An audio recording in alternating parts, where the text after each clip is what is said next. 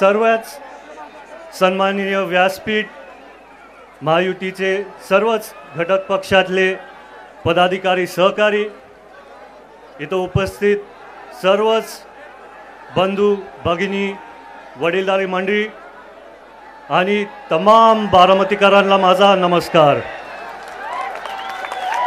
आज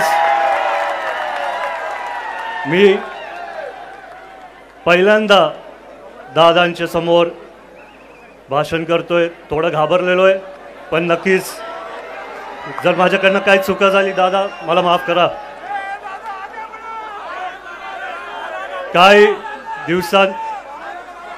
काही महिन्यांपूर्वी लोकसभेची निवडणूक पार पाडली आणि आता विधानसभेची निवडणूक जेव्हा जवळ आली आणि मी गावागावी दौरे करत होतो, आपल्याच पक्षातले काही पदाधिकारी आणि सहकारी गावभेट दौऱ्यात बोलले की दादा आमच्याकडनं नाहीतर गावाच्या वतीने लोकसभेत चूक झाली, पण जेव्हा मी गावागावी जात होतो मी सर्वांना सांगितलं की आदरणीय दादांनी आणि वहिनींनी पारदादाला आणि मला चांगले गुण शिकवलेत, त्याच्यामुळे चूक कोणाचीच नाही झाली।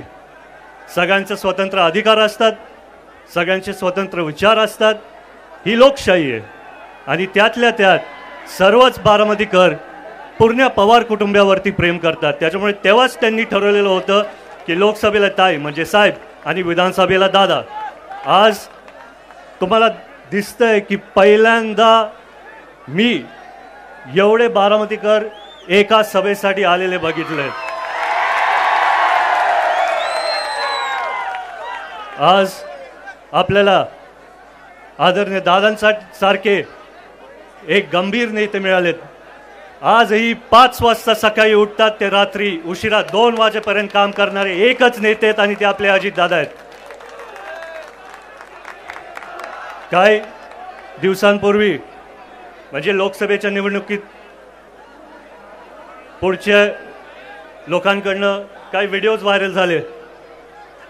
त्यांनी नॅरेटिव्ह सेट केलं, जाहिराती दाखवल्या, त्यांनी 2 टँकर कुठेतरी फिरवले आणि व्हॉट्सॲपवरती दाखवलं त्यांनी 100 टँकर फिरवले।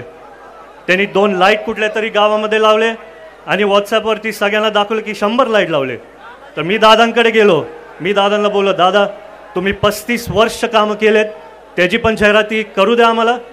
तेव्हा दादांनी एवढं चांगलं वक्तव्य केलं, दादांनी मला सांगितलं जे कामं मी माझ्या लोकांसाठी केलेत ते त्यांच्या हृदयामध्ये, त्याला जाहिरातीची गरज नाही। आज मी जास्ती वेळ न घेणार, दादांना पण बोलायचे तुम्ही सर्व एवढ्या मोठ्या संख्येने आलात। मला नुसते एक विनंती आपल्याला करायची आहे, आपले नेते अजितदादा नंबर 1 आहेत की नाही? त्याच्यामुळेच सगळ्यांनी तुमचे फोन काढा आणि टॉर्च चालू करा।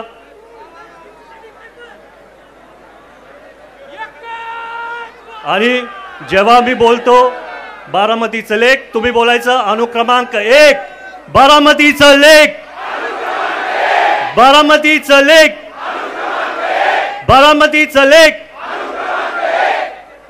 आपण सर्व इथं एवढ्या मोठ्या संख्येत आला, मी आपल्या सर्वांचा खूप खूप आभार मानतो आणि माझे 2 शब्द थांबवतो। जय हिंद, जय महाराष्ट्र।